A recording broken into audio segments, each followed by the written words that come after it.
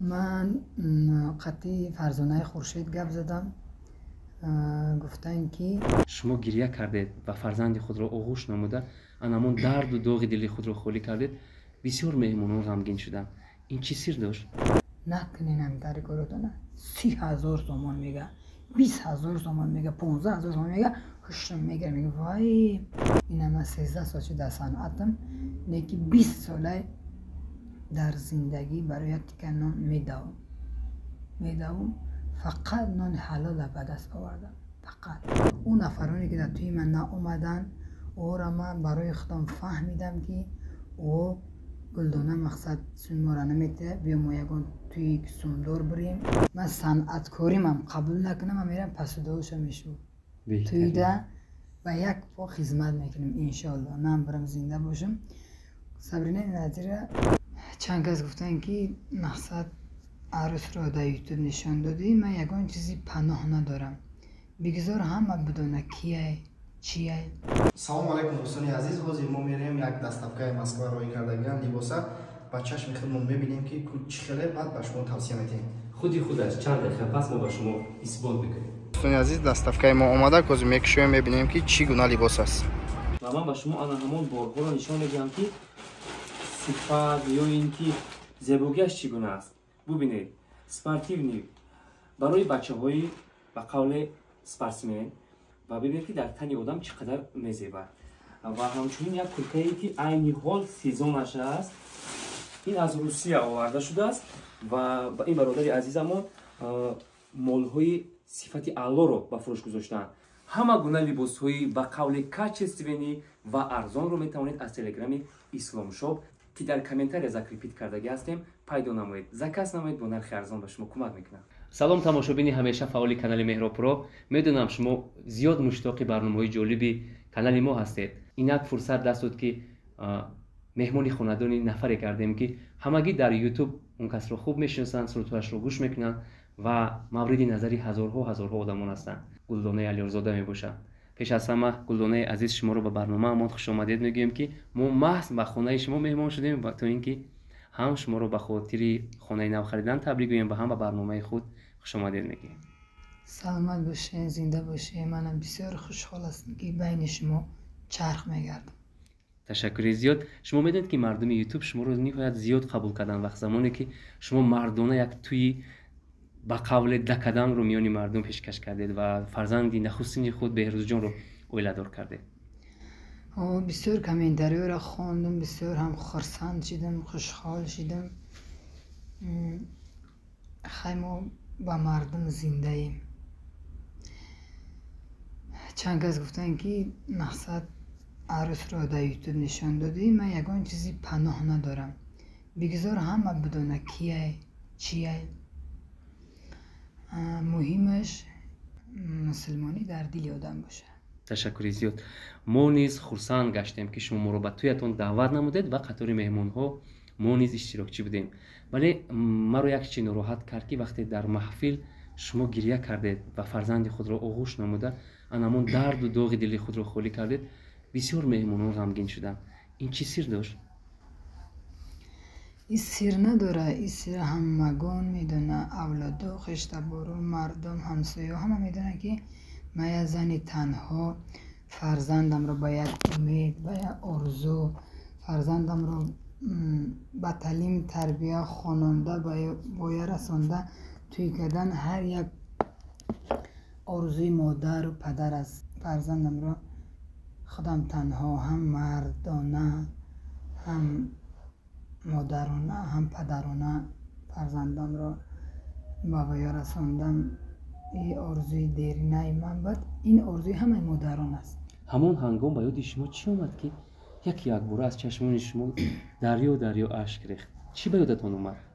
از خرسندی؟ از خرسندی. بعد در اون توی مقصد هر کس باید پدر داشته باشه. پدری من نبود، فقط پدرم میگفت که توی بهروز جانم را بینم. پدر من نبود، مقصد بهروز تنها به پدر باید رسید.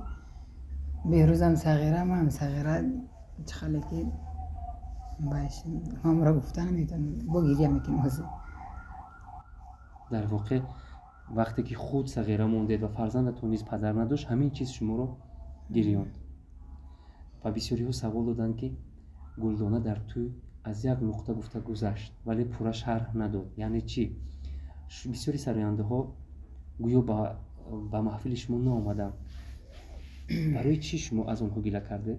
ما از صنعتکارا یکی مرد یکی زن همش میندار هستیم که مرا قدر کردن این صنعتکارا را سری پر میگن برای که نگفتن که گلدانه ما را سمیتی نمیتی همین توکل به خدا اومدن سرم در آسمان رسید من کمی باشه من دستشان سفید کردم هم من میندار هم بایا میندار اون نفرانی که در توی من ناومدن او را من برای خودم فهمیدم که او گلدانه مقصد سون ما را نمیته بیا ما یکون توی سومدار بریم مقصد بای من همچو مادر همچو صنعتکار همه را میدونم همه را از خود دارم من هیچ کار بینوا نمیموندم میگی خیلی به هر حال توی به درجه عالی گذشت میندار هستم سراینده هایی که در قوت مراس ایستادن و یا مردکم بگو میارزه با سبرینه نظری رویش نقطه چکار کردون کرد؟ توی همه برقرار کردم زنگ زدم فیسبوک و شبکه اجتماعیش در نویستم که گفت که من نیستم من خارجه دایم گفتیم که من همین روز من توی موندم گفت که انشالله اگر رسیدم تاجیکستان دا آمدم من میام خدمت میکنم من باور نکردم همون روز من زنگ نزدم با روز توی خودش ساعتی 12 همجا آمد من سرم در آسمان رسید و بسیاری بد ای سبرینه نظری میندار هستم که خدمت کرد همون روز توی داشت یک کسروی در توی داشت تویش پرتوف اومد در قوت مراس ایستاد این دختر من هیچ وقت خدمتی کرد فراموش نمیکنم نه برم زنده باشم توی فرزنداش اگر من دعوتم نکنم من از طریق اینترنت میبینم گم مرا دعوتم نکنم میرم حتما سورپریز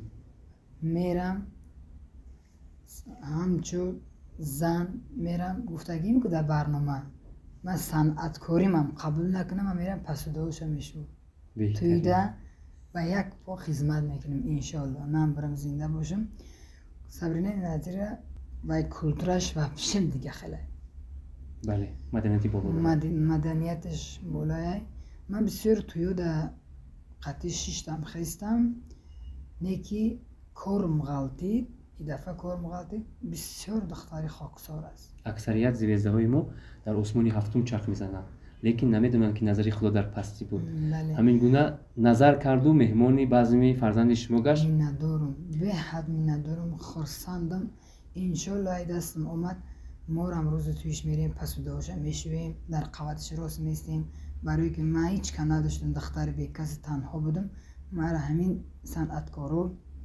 همین رویای شناخته اینا مثلا شما مهرپرو همتون عبدالرحمن حکیمزاد مرا دستگیری کردن من می ندارم سراینده‌ای که مهمانی بعضی فرزند شما گشتن نعیم سیدعلی زیادین نورزاد منیژه سبو سروینوز یوسفووا دلشاد نمازعلی فیروز نمازعلی سفر قربانی سفرزاد عبدالرحمن حکیمزاد من خیلی شما سبرینه نظری همچون روی بعضم نظرزاده اکرام الدین بسیار میندار هستم خدمت کردن با یک پا تا تمام شوید توی در قوت من ایستاده همچون دادر همچون فرزند پدر همه ای صنعتکاری که در قوت مراس ایستادن یا که او زن است یا که او مرد است یا که بلوگری شناخته شما ای همون میندار هستم همشان را فرزند پدر خودم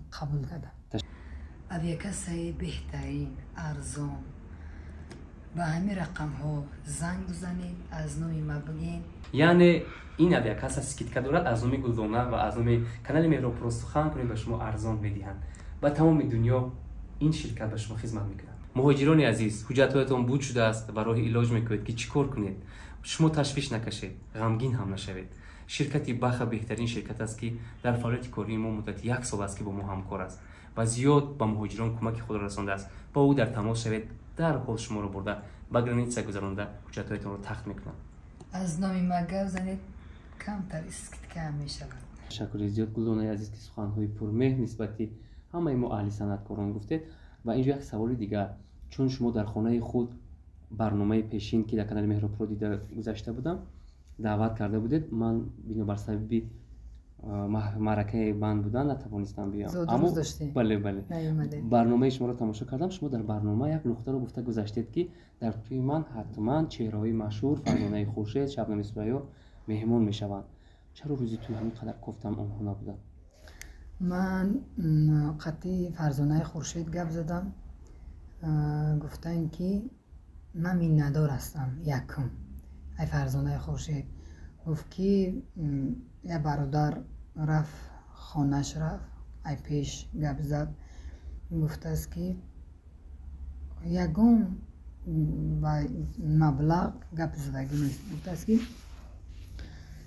شبنم سریا نبوده است، مادرش رو گرفته خارجه رفته است برای که مادرش بیمار بوده است. فرزانه خورشید به جان دیل اگر مادرم مزش نیست، مادرم اگر یک زنگ زند خرسندی به من مژده رسد، من میرم هم توی گلدانه را میگذرونم.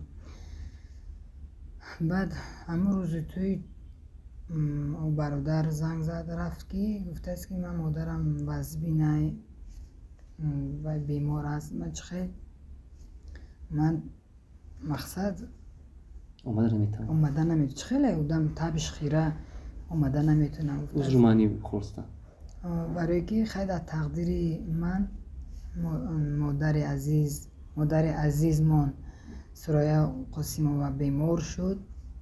از سبب بیماری مادر عزیز اومده نتونستن. ما فرزانه رو و همچنین شبنم رو درک میکنیم. در واقع همگی میدونستن که اونها توی محفل و بانکت‌هایشون رو با تاخیر گذروندن به خاطر که مادر جانشون سریا قاسم بیمار بودند و در دهلی هندوستان توبه و مشغول بودن نتوانستند. در واقع این گپ ها راست است و ما علاقه در اینترنت این خبرها رو خوندیم و امروز خوشبختانه اپای سریا با پای خستند و جاگه بیماری برخستند و دوباره با مال تاجیکستان اومدند. نیکی ما رو رد نکردن که نمیرم، نگفتن که مثل دیگرها رد نکردن. دیگرها در نگفت که نه قم مبلغ میته یا قم مبلغ میته نگو. یکی یاد صنعتکارا را من زنگ زدم زورا کردم تا روز توی زنگ زدم زورا کردم تلفن‌ها نگرفتن فقط مبلغ ای پتالوگ گپ زدن. خیر این آدمین حیات زندگی یک کس باید فهمیدن در کاره. با من زنی تنها بودم، من آرزو داشتم که همون صنعتکارا در توی ما بیاین، نه که مبلغ کلان گفتن من راست گپ نتونستم. آنها شناختن که در واقع گلدانه علیرضا توی دارد یا که مثل یک آدم بیگانه فکر کردن. او بدیمه صنعتکار شدگین، همه بدیمه شدگین صنعتکار. بله پرسته که ما دختر دهقان که هستیم پشت پرده موندیم، ما را میتونستیم ای پرده بیرون شویم و سبب داره. ای پرده بیرون شدن همه این سبب داره. نکی نیومدن به همون ها هم توی ما به درجه اولی گذاشت. شما بودین گفت بله بهترین محفل بود، ولی در دل شما انا همین یک ضربه گشت از زبانی همون ها که با شما پول پیشنهاد کردن که به همون خدرته. من همون صنعتکاری که مرا پولی کلان گفتن، من گفتم که قدر زورم نمیشه. خواهر جان عزیزم نگفتن، رد کردن. همو برنامه رو ببینن که خیلی میکنه که همو را گفتیسم. میدونستن که من یک فرزند دارم، همین طرم رد کردن، مبلغ کلان گفتن. همین صنعتکارای ما حیرانم ده، مبلغ کلان قپیده میسی بود. خداوند عیش نداد. من بخدایی این همین مخلصا توی دارو هم آدم نگاه دارن مرا گوش بیستن. من یگان توی دار دکو مبلغ نمیگم، میگم مکان همین قرص خود دارم، یعنی راه شما دوره همچون مردانه چند سمی بدی و نمیخواد. خیلی جا رفتم که کیسه خودم رس خود کردم. خیلی جا رفتم که یگان سودادگی نیستن، نه که من خرسندی قطعی برو من میگه همون آدم را قدر کرد در خانهش دعوت کرد من همین قصده خرسندم فخر میکنم میگه همین آدم را رفتم یه پیاله چوش خوردم و قوچ خوردم گپ سونده نیسته آدم کنه گپ سونده نیسته ایجا نداد خداوند باید جای دیگه میتین من برای سوم یگون بر ندویدم رستم جان برای سوم یگون کسا نگفتم که مرا یک قسم بده مرا یک قسم بده مرا زنگ میزنه که توی دارم ما علکه همه خیلی خرسند میشم دیگه به هیجان میغلطم نمیتونم بگم که من این یک مبلغ دا میرم همین خیلی میگم که اکای دادری مادری خواهری خانم قدر از خودم خیلی فکری مرا خودشون سخن میکنه من میگم که همین قدر ضرور درسته مایل نیکی من همو مایده قدر من همین مرتبه در رسیدم کن مایده قدر این همین تنه کدن مایده کده همه آدم را دیدی این همین تره که ایسته یگان چی دارن؟ یگان چی ندارن همه آدم هایی که این یک قسم دا میره من یک قسم دا ای مردم 30,000 20,000 میگن مردم آرزو دارن توی کنن نکنین همین تره کاراتونه 30,000 تومان میگه 20,000 تومان میگه 15,000 تومان میگه خوشم میگه وای ازده چی من خدمت تعریف نمیکنم میگم و ای همه دا پسترین خوکسورترین زمین بودم ما بودم ما توی کردم در سرم اومد ما فهمیدیم که وای خیلی نمیت کردن قطعی یگون جورا نمیگیری نمیت کردن مایده این همی قطعی من این همی مرتبه در رسیدم تمام برنامه هم گفتم گو خشوه کردم کرپیچ ریختم تپک کردم سرک چیندم خونه مردم دا کار کردم همه کار کردم به غرض تمام فروشی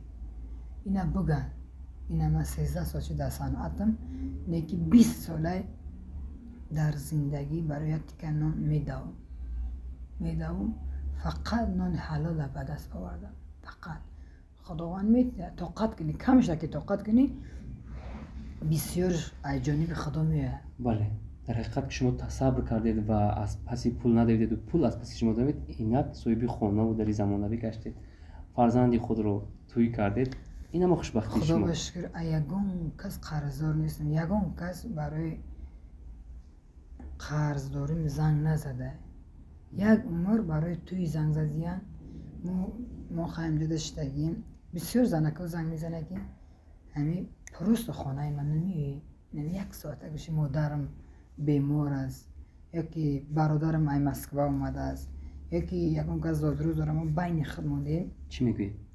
بیا میگن یا نیم ساعته قطعی ما بشه اوفیسی نکن پروست ای پیش بینیم میروید رد نمیکنم برای که با یک امید مرا زنگ میزنم البته با یک مهر و محبت با یک امید زنگ میزنم من امید یکم کس را نمیشکنم بسیار من سرود زندانی نخوندم کمپیرکا زنگ میزنم میگه که بیایم دختره که سرود زندانی خونده است ای پیش میرم میگه که دستم میقبم دختر جان مقصد زندانی شدگی میگم که نه من زندانی نشدم میگه ای درون بیرون به خبرم تشکر زیاد گلدانه عزیز میگذاریم به سوال دیگر امروز ها میبینم که از یکم چیز کم نیستید از کسی قرضدار نیستید از کسی متهم نیستید عموما زندگی خود رو بدون چی باتیس میکنید در زندگی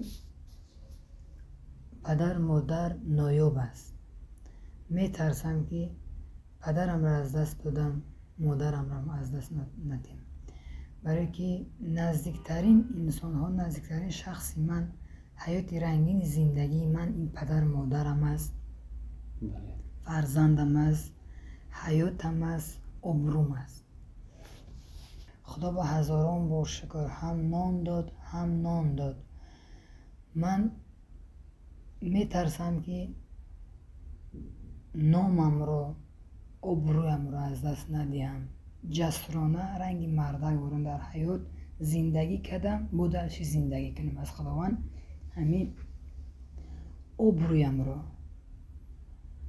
فرزندم سالم باشه فرزندای سالم به دنیا بیاره، مادرم تا من هستم در قبطم باشه.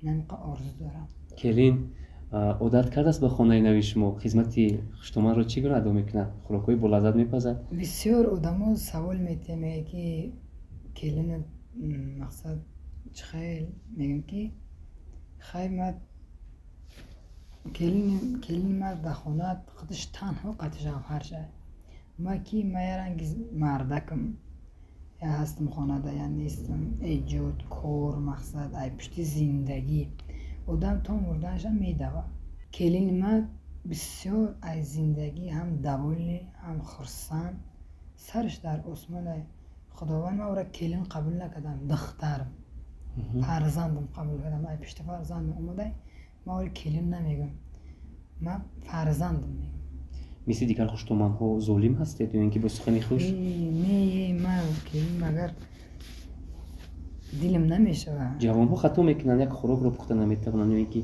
میبینید که یک کار در نظرتون میتونه جنگ میکنه نه همه شوهرش قد خودش ده خوراک با پزا بخوره بسه ما ای بیرون میخورم میام نه که خوراکای با مزه میپزه بهترین و خدا کند که یک خشتومان و کلین مثل دوگانه مثل اوچه و دختر زندگی رو خوش در بذارم موقع میکنم کلیم دویدن میایم خیلی دیلم نمیخواد سبز میشود دیلم خیلی روشن میشود که مقصد یک سری فرزندی ما دو سر شد برای فرزندی ما توقع بود فرزندی ما رو برشده اکا دودر اپا خواهر هیچ که نداشت خودش توقع بود من بسیار زیق میشتم برای فرزندم نه که حوزه خرسند هستم که فرزندی ما یک دانه بود دو دانه شد شکرانه خداوند بهترین زندگیشون همیشه با خوشبختی سپری یابد و عمر شما نیز دراز یابد